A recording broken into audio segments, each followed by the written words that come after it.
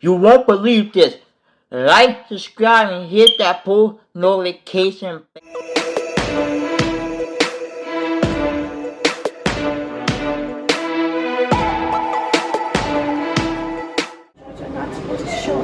Wow. 22 years I never have. 22 This is one of the years? worst things I've ever seen in my life.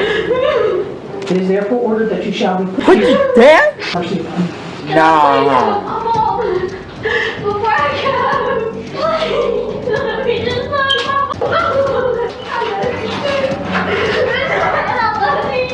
Well, I just started watching the video. I'm telling y'all, I didn't even see none of the video. But already, 22 years, and about to put to death, and she been. So that's how we're gonna start the whole video. That's how y'all gonna start off this whole video on me. Can I please have my mom before I go? Why This is 19-year-old go? For this, Pike That was corroborated stupid. with her boyfriend, That's the 17-year-old stupidest Tadderul thing ever. Ship, and her friend, 18-year-old Yeah. Shadola Peterson. Together, she and her boyfriend assaulted and tortured Slemmer, while Peterson acted as a lookout. Not satisfied with the assault, Pike took an asphalt and hit Slemmer until she stopped breathing. An autopsy confirmed she was slashed repeatedly with a meat cleaver and some other small cutting device, perhaps a razor blade or box opener.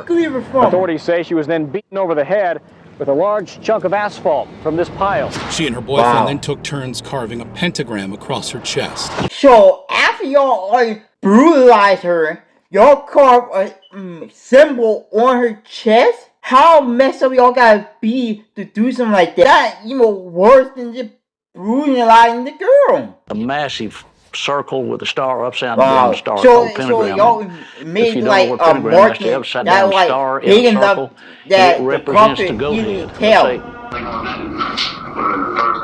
thought they just were scared at first when the jump is blast off. But we got to. She then took a piece of her skull as a trophy.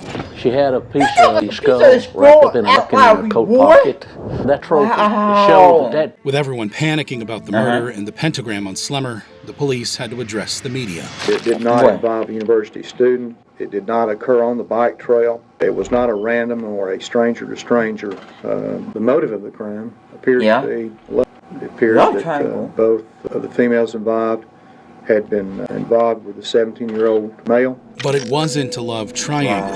Slemmer was not interested in Pike's It boyfriend. was never a love According triangle. to reports, She Pike was knows just that jealous. She go to jail She for readily being a admitted to luring 17-year-old. Slemmer out It to wasn't no deal love with her. triangle. I wanted to It was get her off jealousy campus, of and I had every how intention of good-looking and liking pretty her. she was. She revealed more grisly details of the crime. Yeah.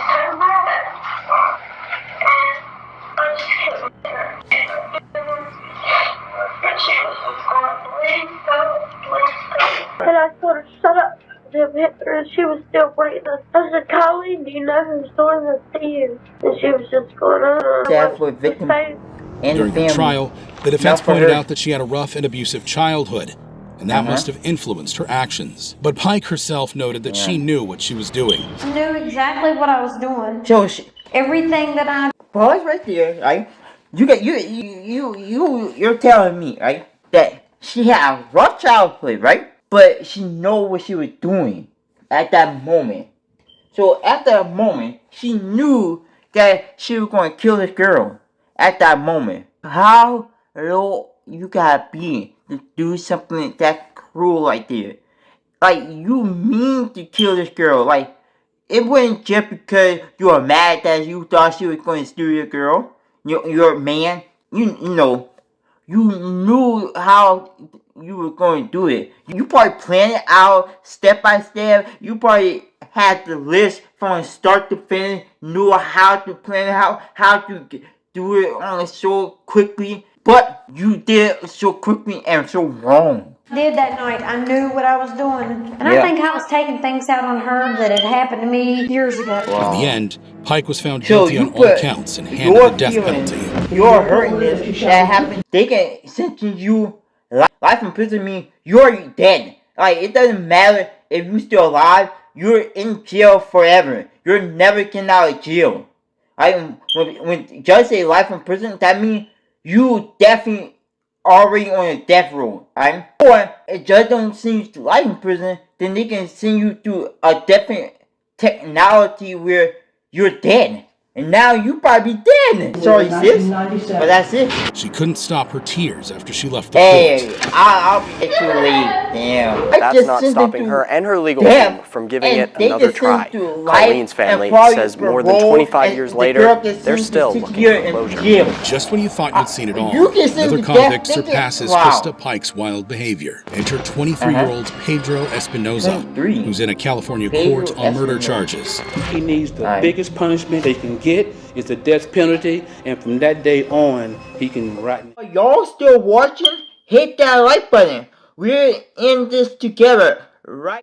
In March 2008, 17-year Jamil Shaw was fatally shot by Pedro Espinosa, a member of the 18th Street gang. Well, when we go kill you, we're gonna send a couple of guys down there. I never even heard about that game. This one of my other games that I never heard, besides the shooting occurred after Espinosa saw Shaw walking home carrying a red bag and mistakenly assumed he was a rival gang member. To make matters worse, Espinosa was only just released from prison. Espinosa, you shot a normie?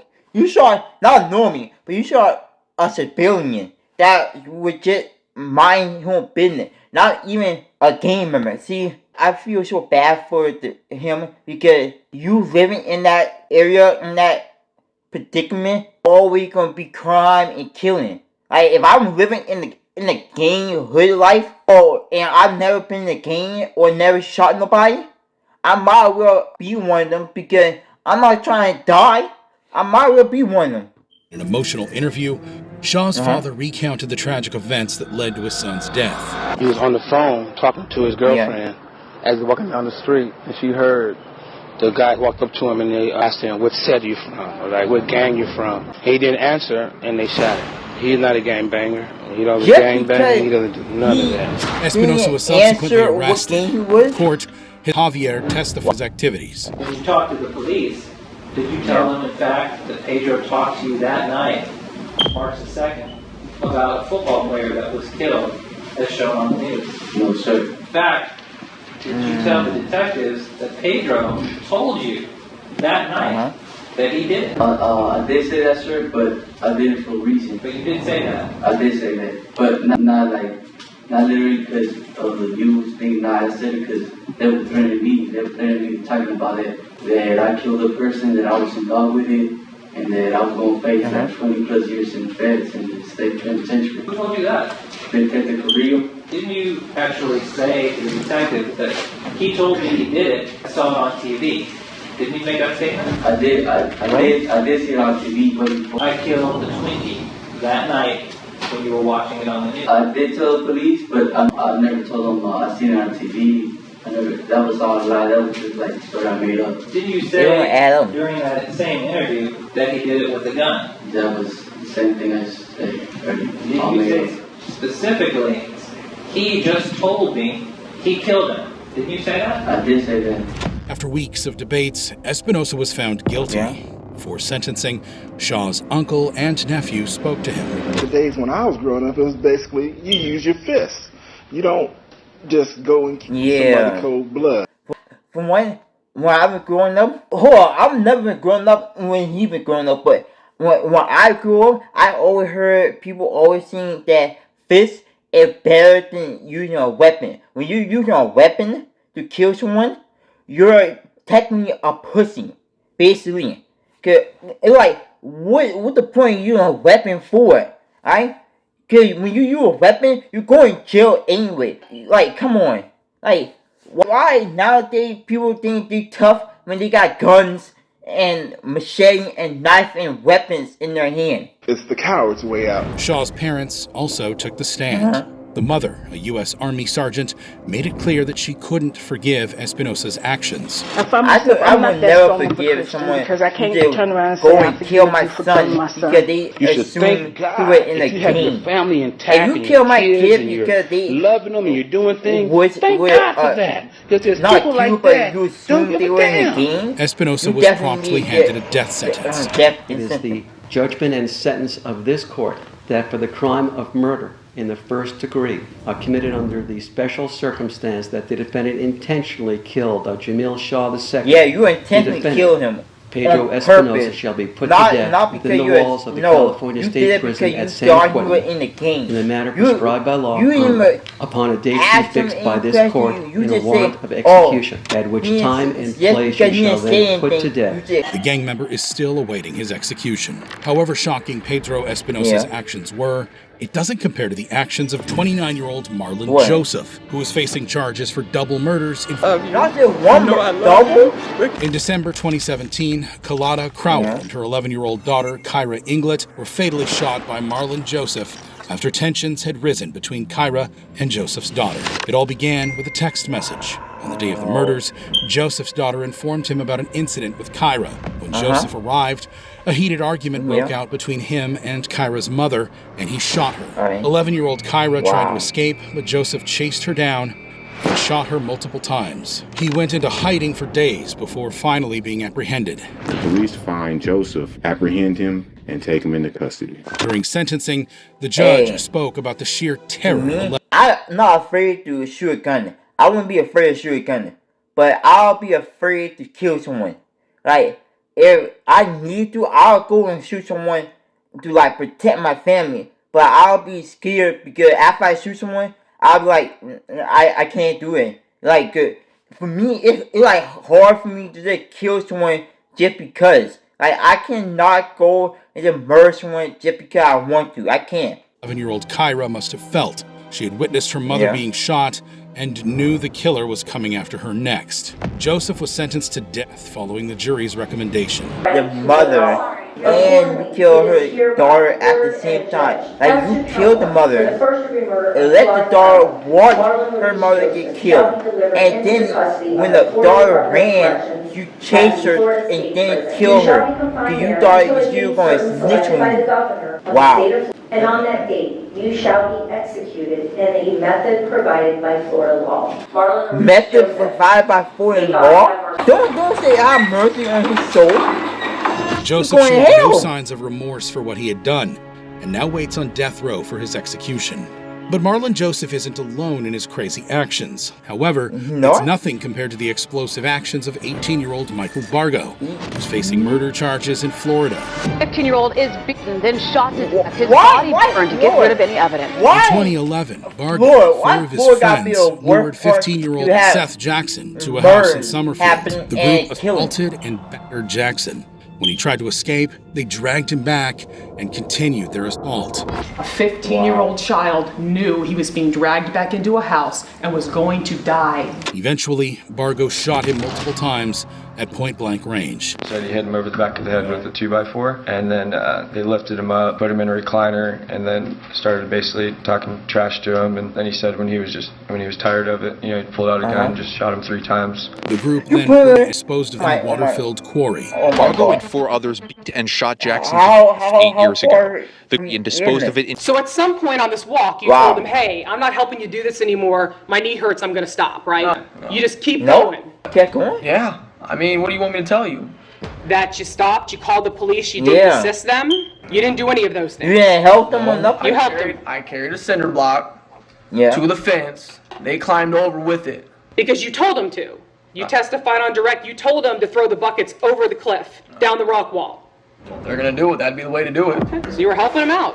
So you were taking Kyle's advice if you were going to be with them. Then after you disposed of Seth's body, after it's dumped in the quarry, you didn't help them. You go to Publix, but get some beer, and you help them in some way. Pretty stressful. All right. Kristen, you go to her house before you go to Stark?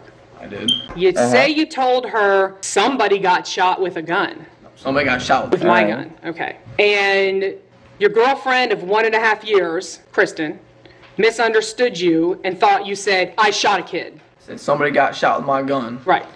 But that's not what she says. I never told her I shot somebody. Okay, that's what I'm saying. She misunderstood what you said. Yeah. Okay. That was she saying. Your girlfriend of 1.5 years. Stuck that. Right. The prosecution brought Bargo's friends to testify to his involvement in the crime.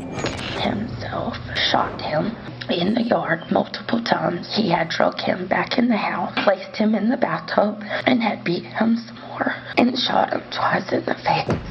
He said that they had placed it in a sleeping bag and built a fire. So you put him in a sleeping bag and burned him? That he was mentally so no one can find the part? He was not taking any medication for any of the mental illnesses that he had been diagnosed with. Fortunately, their claim did not move the jury unanimously find that the defendant, Michael Shane Bargo Jr., should be sentenced to death. Yes.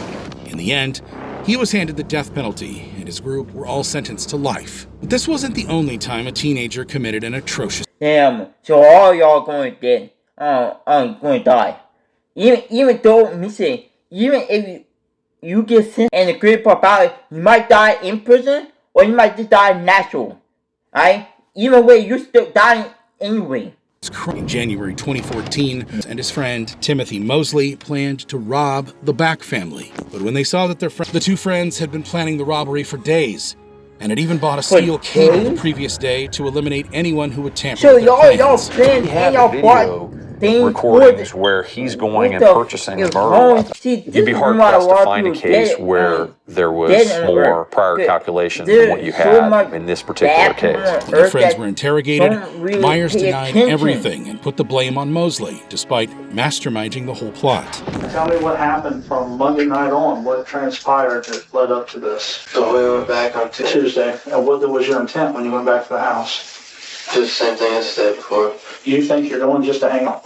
You didn't have any other intent of taking anything? No, I didn't have any intent of taking anything. Did you ever ask Tim why this suddenly happened? I didn't want to try to talk about it because he just killed one of my old friends in front of me and he had a gun in his pocket. And I didn't know what. Tim said it'd be a good idea if we made it look like a runaway or something. We ended up wrapping him up in a blanket, put him in the trunk.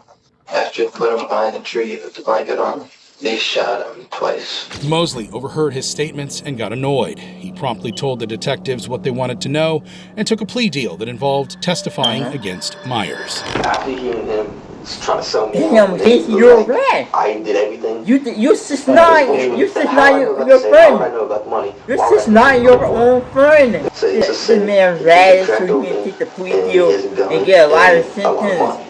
How much money did you think was going to be there? Not a good couple. So we were thinking a quick job. Never felt like you hit the bone or anything like where it was tough? It was in and out. Really? I had enough time. I stabbed him. Whose idea was the septic enzymes? Austin Myers. When Myers noticed that his plans were not working, he confessed. He says you're the one that pulled the trigger on the gun, and he's already dead. I mean, so all I want to know is I want to know the truth. He says you shot him, and he's very convincing. Did you shoot the gun, or did he? Liberate.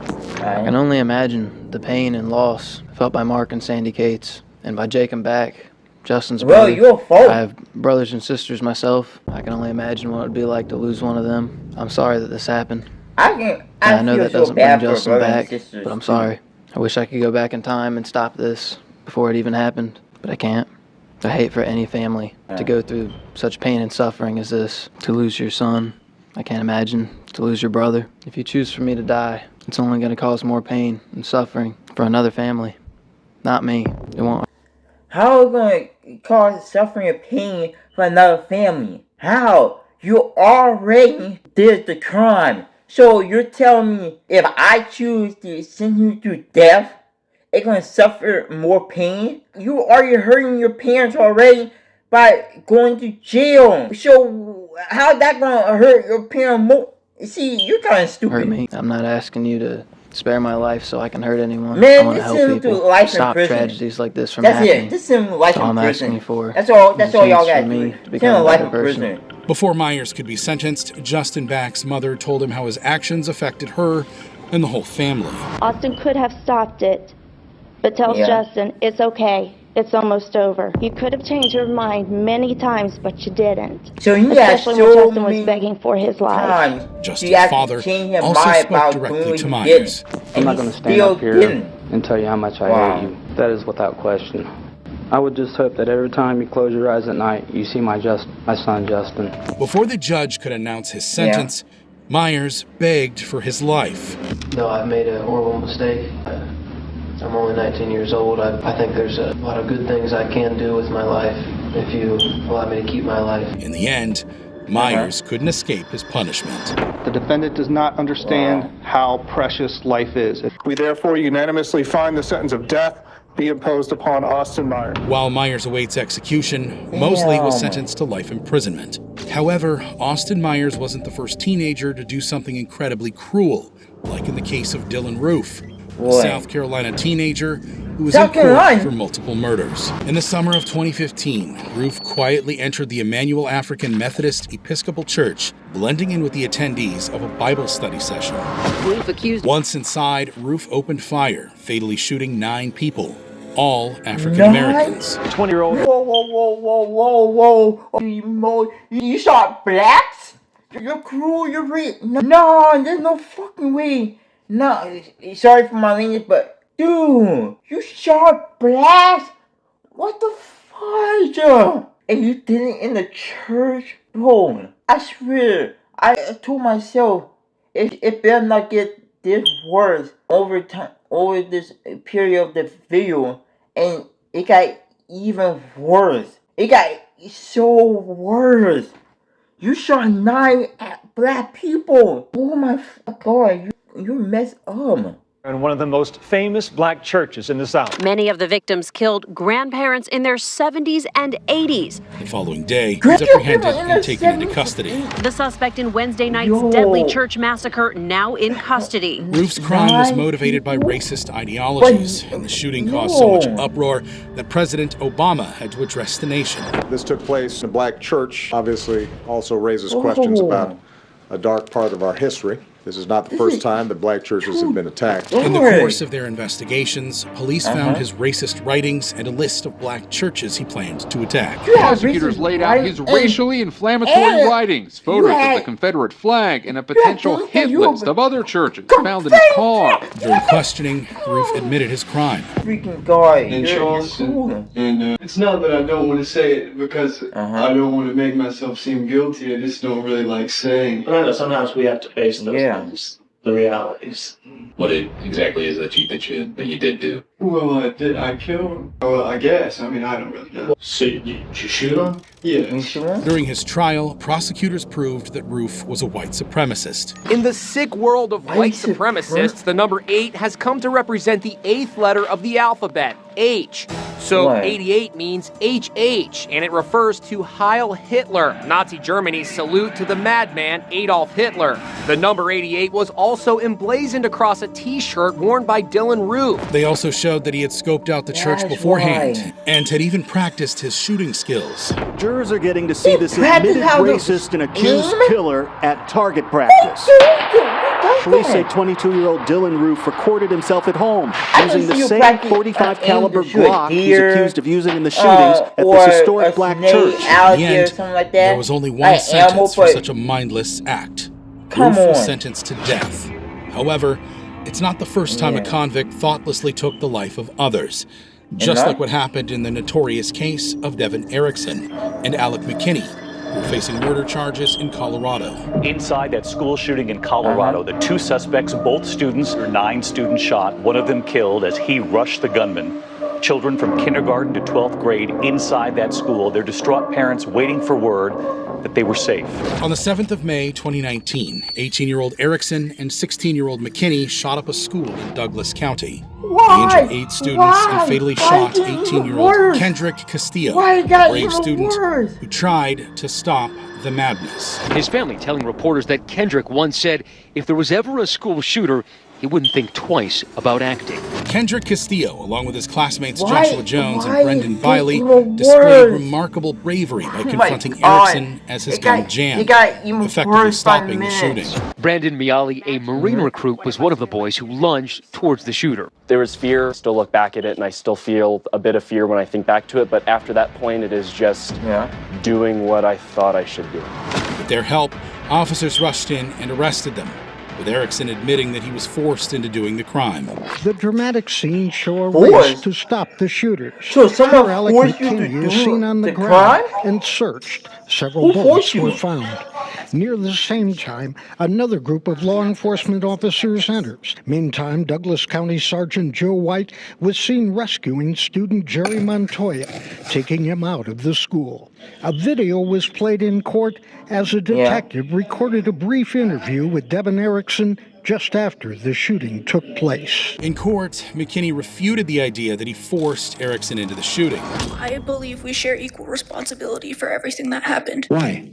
No one tried to stop anyone. No one forced anyone into this. We were both mutually agreeing. Kind of the pushing point to going through with the plan we had talked about previously. During the sentencing hearing, Erickson's grandfather spoke in court. The Devin we knew was not the Devin you've heard about here today. He's a loving, caring, absolutely outstanding person. He made a big mistake, yes, but he's a great guy. The sister also talked about the brother she remembered. First off, I do want to give my sincere condolences to the victims and their families. I truly know that Devin fully regrets what happened on that tragic day. The Devin I know has always had a very kind heart. He has only given me and my family the most caring love in the world, right now. And I wish more than anything that this never happened.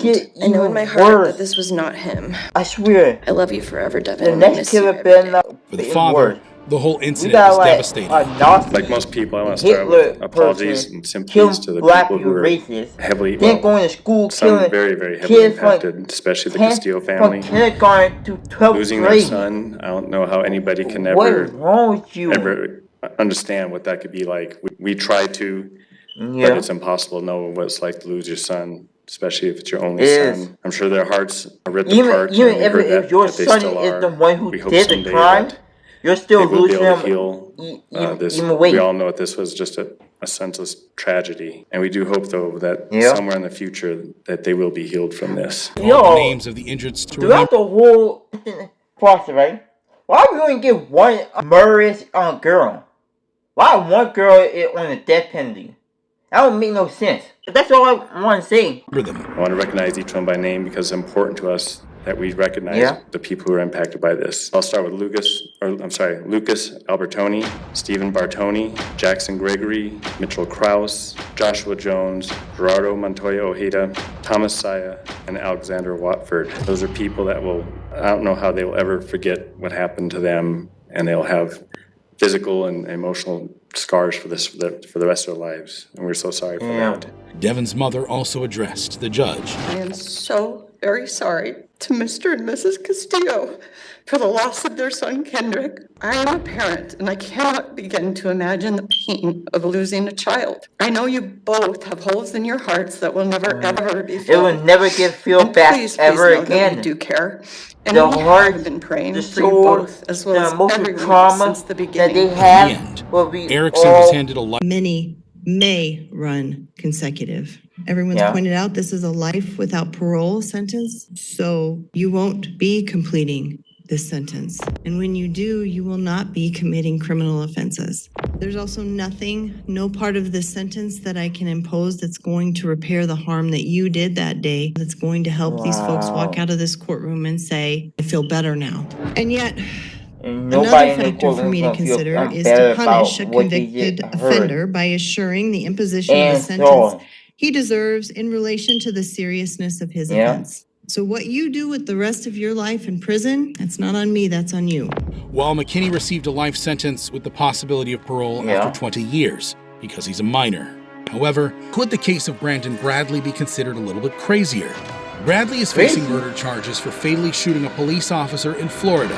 Accused of stealing items from a Melbourne hotel. On March 26, 2012, Bradley and his girlfriend stole some items from a hotel. When Deputy Sheriff Barbara Pill confronted him, he shot her multiple times, ending her life. She had pulled him over for stealing a few items from a motel and was shot point blank 4 times. He then fled, but was later captured.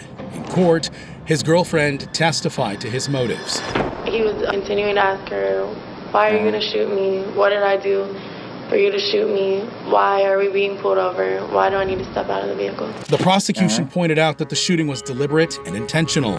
Brandon Bradley told her, you see me, I'm not going to prison. I'm going to do whatever I have to do, Cracker. But the defense disagreed. They claimed that Bradley had been high on narcotics and wasn't himself. Concluded to see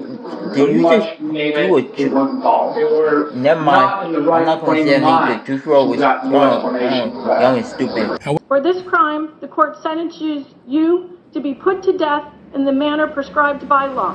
But his actions are similar to that of Marcus Fishburne, who's facing charges for murder in Florida. The body of 25-year-old Asia Levy was found in a closet at the Green Tree Place Apartments last Friday. In December 2019, Fishburne fatally stabbed his roommate's girlfriend. Wait a minute. Dude, how cool you gotta be to go and kill someone and then stuff their body in a closet? Like, that cruel? But that's kind of stupid. They can either find the body, right? If they heard or never heard of this person and call a cop and the cop search your apartment or house and find that you have the body somewhere in that house, it's like, you're definitely going to jail. Because, like, there's no way the cop will not know that the body is somewhere in the house. 5-year-old Aisha Levy. Fishburne was staying with the friend and his girlfriend when he went crazy and attacked the girl.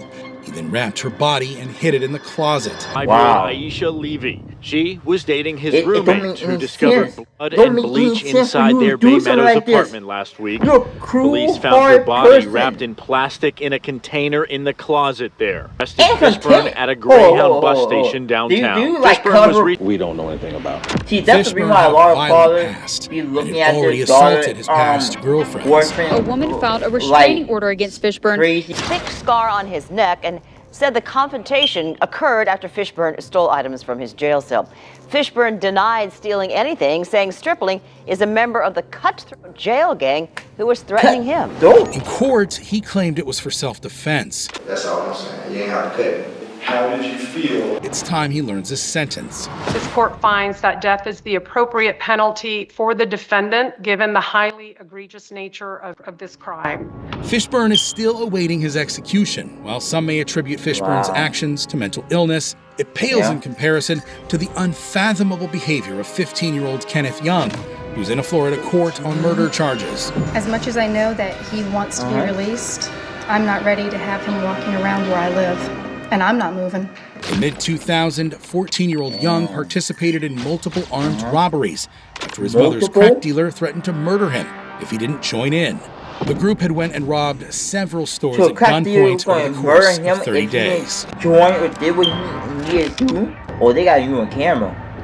Next year, Young was sentenced to 4 life sentences, even though nobody was shot or killed during the robbery. In 2010, the Supreme Court ruled that juveniles should not be handed a life sentence. Due to this ruling, Young was back in court for resentencing. In court, his attorney pointed out his age at the time of the crime and how much he had changed. Kenneth was 14 years old at the time of the first offense, and all 4 offenses occurred within a 30-day time period. What the state must do is give defendants like Graham a meaningful opportunity to obtain release based on demonstrated maturity and rehabilitation. We're going to show today that Kenneth Young has demonstrated maturity and rehabilitation. And that is what the heart of this resentencing is all about. He pointed out that juveniles are easily manipulated by adults and called a criminal psychologist to testify. Now, based on your evaluations, what is the psychological significance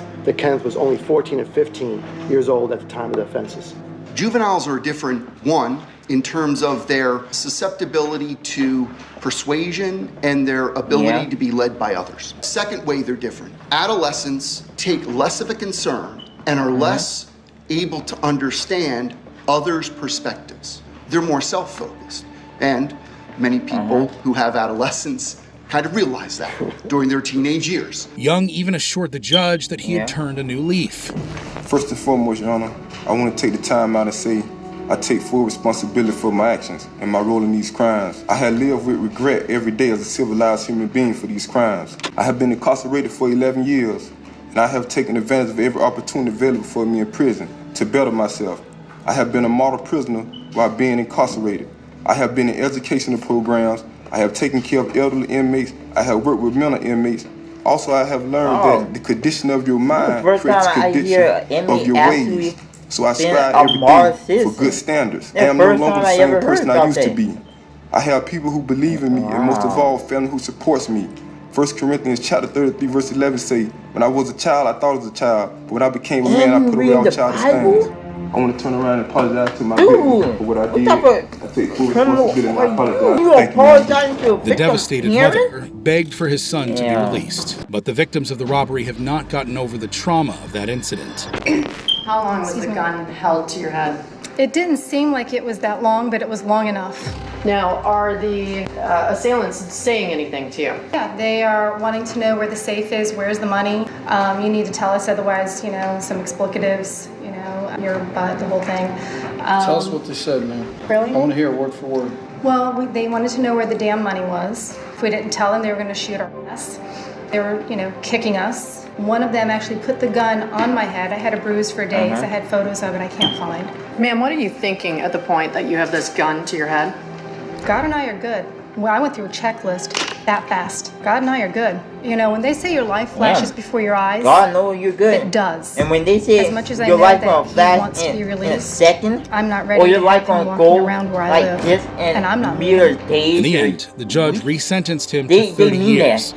You will not get it, sir, because you do not deserve it. After a review, the sentence was reduced to 21 years. While Young's actions could certainly be dismissed as ineffective juvenile actions, the same can't be. In October 2024, South called the police and reported that his brothers, 16-year-old Sebastian and 17-year-old Scotty, were dead. He readily admitted to killing them. The police eventually caught up with him as he was trying to escape.